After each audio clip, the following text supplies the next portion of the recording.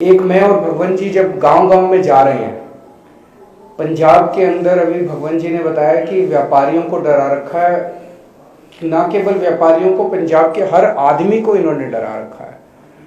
पर्चा राज पूरे पंजाब में है, झूठे पर्चे करते हैं, बहुत ज्यादा झूठे पर्चे करते हैं, डराते हैं। मतलब माहौल ऐसा है कि कोई पत्रकार किसी से जाके अगर पूछता है भाई किसको वोट दोगे, लोगों को बताने में डर लग रहा है, कहते जी पर्चा हो जाएगा, हम साइलेंट वोट देंगे, पर्चे। लोग मुंह खोलने में लोगों को डर लग रहा है। झूठे पर्चे व्यापारियों के ऊपर, जनता के ऊपर किए में, ये जितने पुराने पर्चे इन्होंने कर रखे हैं, झूठे पर्चे जो कर रखे हैं, वो सारे पर्चे कैंसिल किए जाएंगे। जनता के मन से डर निकाला जाएगा, जनता खुशहाल रह के अपना परिवार पाल सकती है, अपना काम धंधा कर सकते हैं। ये पर्चा राज बंद किया जाएगा। व्यापारियों के लिए खास तौर से मैं कहना चाहता हूं, व्यापारी भी बहुत ज्यादा डरे हुए हैं।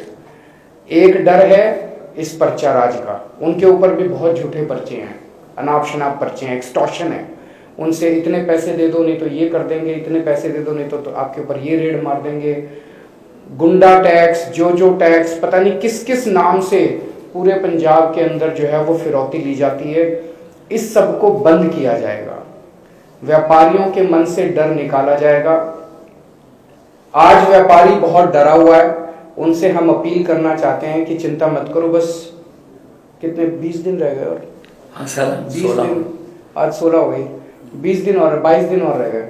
22 दिन और इंतजार कर लो डर का, उसके बाद शांति का माहौल होगा, खुशी का माहौल होगा पंजाब के अंदर, ये डर सारा खत्म होगा। लेकिन डर सर, डर 22 दिन में नहीं, डर उनको 4 दिन में ही खत्म करना पड़ेगा। झाड़ू वाला बटन दबा दो, आपका डर खत्म। डर खत्म, झाड़ू वाला बटन दबाते ही डर खत्म। एक जो पूरे पंजाब एक आतंक के दौर से गुजरा, तो हर आदमी के मन में ये रहता है कि वो उस किस्म का दौर वापस नहीं आना चाहिए। जिस किस्म से पिछले कांग्रेस ने अपने 5 साल में माहौल खराब कर दिया पंजाब का, बेअदबी का जो बरगाड़ी का कांड हुआ, उसकी अगर जांच हो जाती, टाइम पे जांच हो जाती, मास्टरमाइंड जो उसके थे उनको सजा मिल जाती, तो दोबारा अब हरमिंदर साहब जी के अंदर किसी की हिम्मत नहीं होती एंटर करने की, बेअदबी की कोशिश करने की। लुधियाना के अंदर बॉम्ब ब्लास्ट हुआ, मॉड बॉम्ब ब्लास्ट का आज तक क्या हुआ किसी को नहीं पता चला।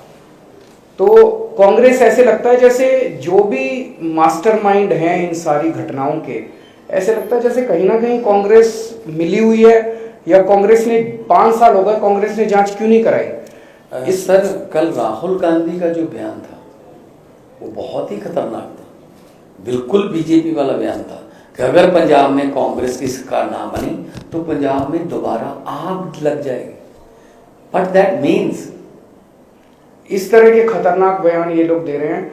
हम पंजाब के व्यापारियों को, जनता को ये आश्वासन देना चाहते हैं कि केवल और केवल आम आदमी पार्टी की सरकार आपको एक सुखी, शांत और भाईचारा कायम करने वाली सरकार दे सकती है।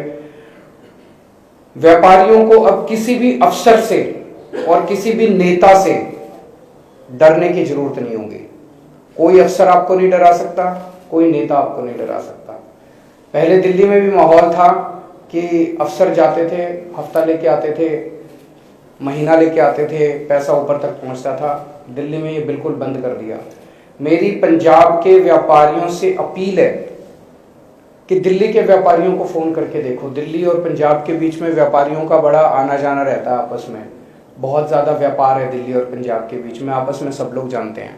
दिल्ली के व्यापारियों को फोन करके देखो कि क्या केजरीवाल की सरकार में आपको अफसरों को पैसे देने पड़ते हैं, और फिर यहाँ पे आप डिसाइड करो कि आप हमें वोट दोगे या नहीं दोगे। दिल्ली के अंदर हमने रेड राज बंद कर दिया, दिल्ली के अंदर हमने इंस्पेक्टर राज बंद कर दिया। इसी तरह से यहाँ पे व्यापारियों को हम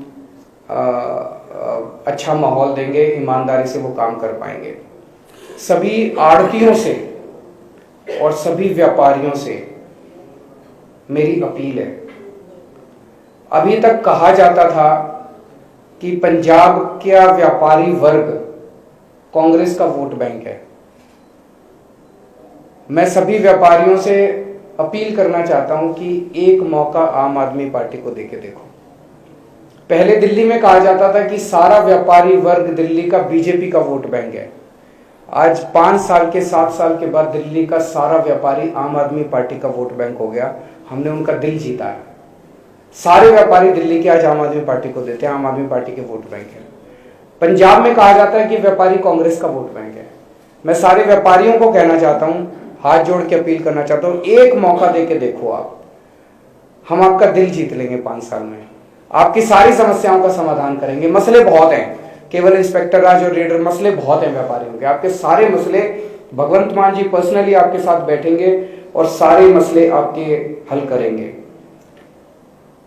अभी तक व्यापारियों से हिस्सा मांगा जाता था, हमारी सरकार में व्यापारियों को हिस्सेदारी दी जाएगी। व्यापारी हिस्सेदार बनेगा। व्यापारियों को हमने खूब तवज्जो दी है। अपने कोई पार्टी ऐसी नहीं है जिसने, मैंने पर्सनली, मैंने और भगवंत जी ने दोनों ने बैठ के पर्सनली 8 टाउन हॉल किए हैं, व्यापारियों की समस्याओं को समझा है। और लास्ट में एक खुशखबरी आपको देना चाहता हूं। चन्नी जी ने 3-4 दिन पहले कहा था कि भगवंत मान जी धुरी सीट से 20,000 वोट से हार रहे हैं। कल मैं धुरी होके आया, मैंने कहा मैं भी थोड़ा सा समझ के आता हूँ कि क्या माहौल है। तो धुरी के लोगों ने खुद मेरे को कहा, मैंने कहा भाई तुमने 2014 में जब ये एमपी के लिए चुनाव लड़े थे तो 2014 में धुरी उन्हीं की एमपी सीट में आता है, तो एमपी उस सीट से इनको 36,000 की लीड मिली थी। 2019 में इनको 32,000 की लीड मिली थी। कल मैंने जनता से पूछा, भाई चन्नी साहब कह रहे हैं 20, बोले जी इस बार इनको 51,000 का शगुन देंगे, 51,000 वोटों से हम भगवंत मान को जिता के भेजेंगे। तो चन्नी साहब समझ लें कि वो अपनी दोनों सीट थोड़ा संभाल लें, दोनों सीटें हार रहे हैं। अभी भी सर्वे में डेली सर्वे एक और खुशखबरी मैं देना चाहता हूँ। कल मैं भदौड़ गया था, वहां से लोगों ने कहा कि हम 51,000 से चन्नी साहब को हराएंगे। तो 51 का शगन जो है दोनों तरफ है, वो दोनों तरफ जा रहा है। और एक बात व्यापारियों को, चमकौर साहब भी आते हैं, लिख के दे दिया सर हमने तो कैमरा।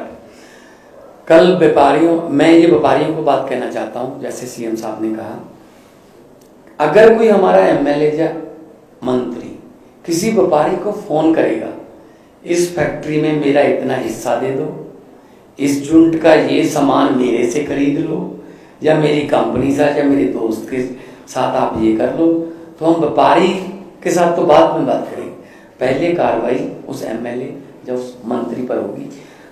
टोटल डीलिंग करेंगे हम व्यापार को, पुलिस को, पॉलिटिक्स से, तो सारा पंजाब। ये बहुत बड़ी बात है। कल हेडलाइन यही लगा देना कि भगवंत मान ने कहा कि किसी भी, अगर हमारे एमएलए ने, मंत्री ने किसी व्यापारी को तंग किया तो उस एमएलए और मंत्री पर कार्रवाई होगी, बख्शा नहीं जाएगा।